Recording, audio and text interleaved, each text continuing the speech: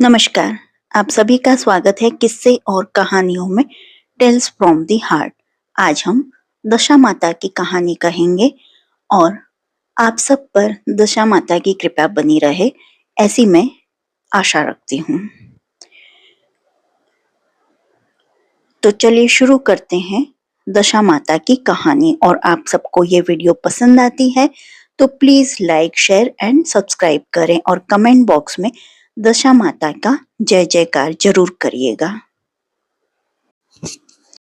आज की कहानी का शीर्षक है फकीर की बेटी। एक नगरी है, उसमें एक बाग है। बाग में एक फकीर रहता है। वह बस्ती में से भीख मांग कर लाता था। कोई आटा देता, कोई रोटी तो कोई अनाज देता। परंतु होली के आने के बाद सब औरतें एक मंदिर में बैठकर दशा माता की कहानियां सुनती व कहती थीं। किसी के घर पर कोई नहीं मिलता था तो वह फकीर परेशान हो गया। जब उसे मालूम हुआ कि सभी औरतें मंदिर में बैठी हैं और वहां दशा माता जी की कहानियां सुन रही हैं, तो वो भी वहीं मंदिर में बैठ गया और वह भी उनके पास बैठकर दशा माता की कहानियां सुनने लगा। उसने पूछा कि इनको सुनने से क्या होता है, तो उन्हीं महिलाओं में से एक महिला ने बोला कि अन्न, धन, लाभ, लक्ष्मी सब कुछ मिलता है। तो इस पर फकीर बोला कि मेरे भी कुछ नहीं है, दशा माता जी मुझे भी कुछ जरूर देंगे। फकीर की हथेली में एक फफोला हो गया। 10 दिन होने के बाद फफोले में से एक सुंदर कन्या जन्मी। वह कन्या दशा माता की दी हुई थी। फकीर ने बाग के एक पेड़ पर कन्या के लिए झूला लगा दिया और उसको झूला झुलाता था और झूला देते हुए बोलता कि झूलो मारी नानी बाई, झूलो मारी फूला बाई, तेरी शादी तो मैं राजा के घर पर करवाऊंगा। चूंकि वह कन्या दशा माता की दी हुई थी तो वह जल्दी जल्दी बड़ी होने लगी और बहुत ही खूबसूरत दिखती थी। कन्या के बड़े होने के कुछ समय पश्चात बाग में एक राजा घूमने आए थे। घूमने आए हुए राजा ने कन्या को देखा और मन में सोचा कि वह कन्या कितनी खूबसूरत है, इससे तो मैं ही शादी करूंगा, सिर्फ मैं ही शादी करूंगा। राजा ने जब पता करवाया कि यह कन्या किसकी है तो उसे पता चला कि ये तो फकीर की कन्या है। राजा ने फकीर को बोला कि तुम्हारी कन्या से शादी करना चाहता हूँ। इस पर फकीर बोला कि आप तो राजा हैं, मैं गरीब हूँ। मैं गरीब फकीर कैसे आपसे कन्या की शादी कर दूं? मैं आपसे शादी नहीं कर सकता अपनी कन्या की। राजा नहीं मानता है, वो कहता है कि मुझे तो तुम्हारी कन्या से ही शादी करनी है। फकीर अपनी कन्या की शादी राजा से करने को तैयार हो गया और राजा ने तो उस फकीर की लड़की से शादी कर ली। राजा की रानियां तो पहले से ही थीं, पर कुंवर किसी भी रानी के नहीं था।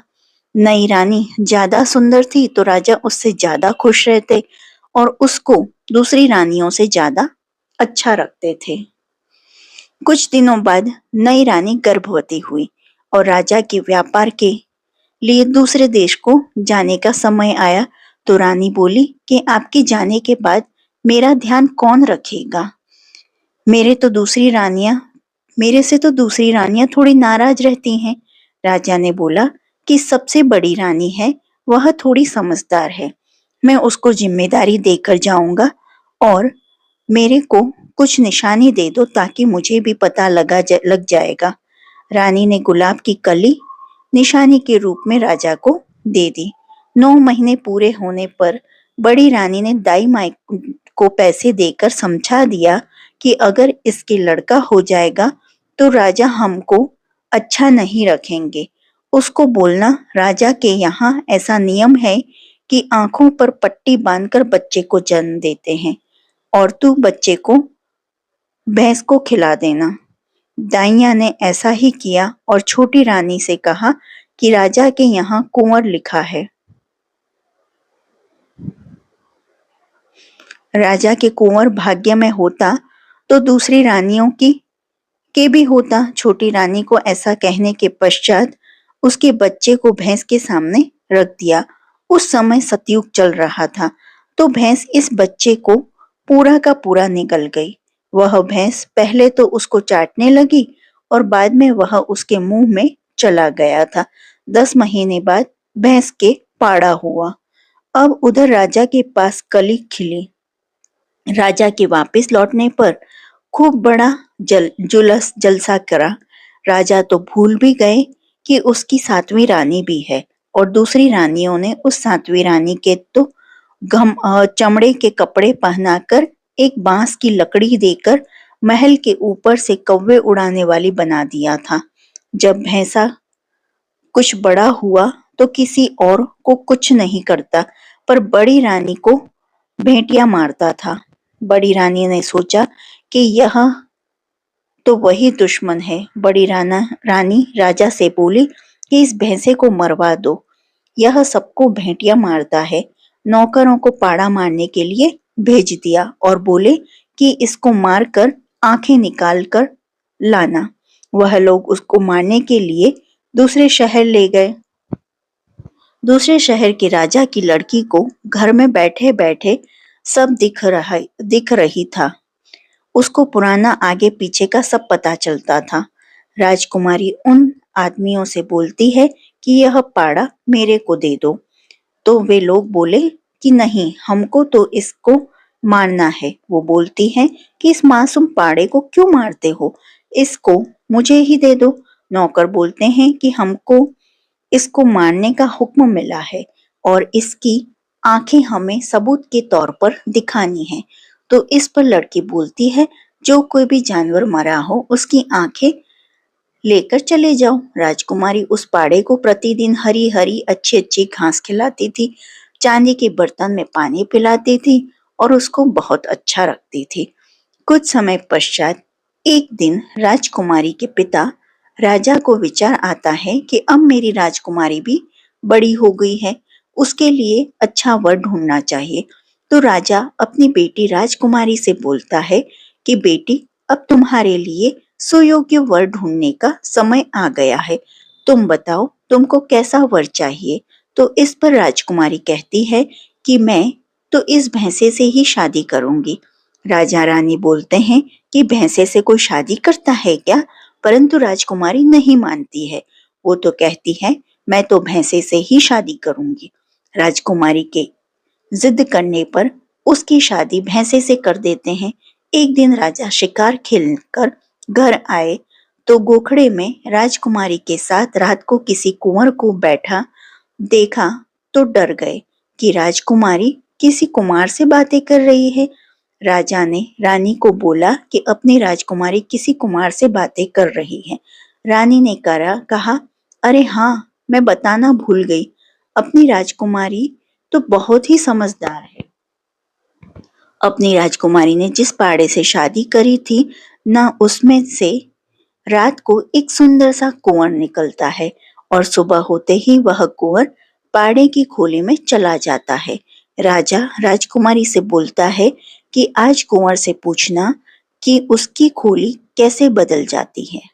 राजकुमारी के पूछने पर कुंवर बोलता है, अरे मेरी खोली तो सहज में ही बदली जा सकती है, परंतु थोड़ा सा ध्यान रखना पड़ेगा। वह कहता है कि सटिया कच्ची लकड़ी की गठरियां मंगवा ले, दही दूध के घड़े भरवा ले, गुलाब जल और पानी के घड़े भरवा ले। जब मैं खोली पहनने लगूं तो जल्दी से सटिया मेरी खोली पर डालकर उसे जला देना। मैं जब जलूं जलूं बोलने लगूं तो दही दूध गुलाब जल और जल से भरे घड़े मुझ पर डाल देना। इस प्रकार से मेरी खोली बदली जा सकती है। अगले दिन इसी तरह से उन्होंने खोली बदलवा दी और उसमें से सुंदर कुंवर निकला। अब कुछ दिनों बाद कुंवर बोले कि अब हम भी हमारे महल जाना चाहते हैं, हमारे भी पूरा परिवार है, माँ पिताजी राजपाट सब है, सो अब आप हमको भी सीख दो। राजा ने कहा कि बिना कुछ दिए ऐसे कैसे भेज मैं आपको। फिर तो राजा ने उन्हें बहुत सारा दहेज देकर पूरे लवाजमे के साथ विदा कर दिया। कुंवर और राजकुमारी ने अपने नगर पहुंचने पर नगाड़े बजवाए। राजा ने सोचा कि कोई राजा चढ़ाई करने आया है। दिखे तो वे अगवानी करने के हाथ जोड़कर आए। कुंवर ने कहा कि आज का खाना मेरी तरफ से है, आप ढूंढी पिटवा दो कि नगर में के सब लोग खाना खाने आवे, कोई भी चूल्हा नहीं जलावे। पूरा नगर खाना खाने आए। कुंवर कहता है, महल में से कोई बचा तो नहीं है? रानी बोलती है, और तो कोई नहीं, एक काग उड़ावन है, उसके तो किसी के साथ भी परोसा भेजा जा देना। तो इस तरह वह कुंवर बोलता है कि नहीं, नहीं, वह जिस भी हालत में हो उसको लाना पड़ेगा, तभी मेरी प्रसादी पूरी होगी। फिर राजा की 7वीं रानी, जिसको बड़ी रानी ने काग उड़ावन बना दिया था, उसको लेकर आए। कुंवर ने राजकुमारी को इशारा किया कि यही मेरी असली माँ है।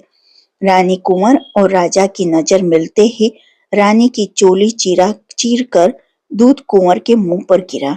9 महीने तो माँ के पेट में रहा, 10 महीने भैंस के पेट में रहा, पर माँ का दूध आज जाकर मिला। राजा सोचने लगा कि यह क्या रचना हो रही है। उधर इस घटना के बारे में जब मोटी माँ भी पता चल गया, वह सोचने लगी, हो ना हो यह कुंवर वही दुश्मन दिखता है। फिर कुंवर ने राजा को सारी बात बताई कि याद करो, आपने फकीर की लड़की से शादी करी थी, फिर आप व्यापार के लिए परदेश चले गए थे। उस समय आपकी 7वीं रानी गर्भवती थी। उसने आपसे कहा था कि वो अकेली कैसे रहेगी, तो आपने कहा कि कुछ निशानी दे दो। तो फिर रानी ने आपको गुलाब की कली दी थी। आप 7वीं रानी को बड़ी रानी के भरोसे छोड़कर गए थे कि वह समझदार है, इसका ध्यान रखेगी। इन्होंने तो ऐसा ध्यान रखा कि जनते ही दाई माई को सीख देकर पैसे खिलाकर भैंसे के सामने रख दिया। भैंसा पूरा निकल गई। 10 महीने बाद भैंसे के पाड़ा हुआ। मोटी माँ के कहने पर आपने पाड़े को जंगल में मारने के लिए भेज दिया। यह तो इस कन्या को सब पता चलता था, आगे पीछे का।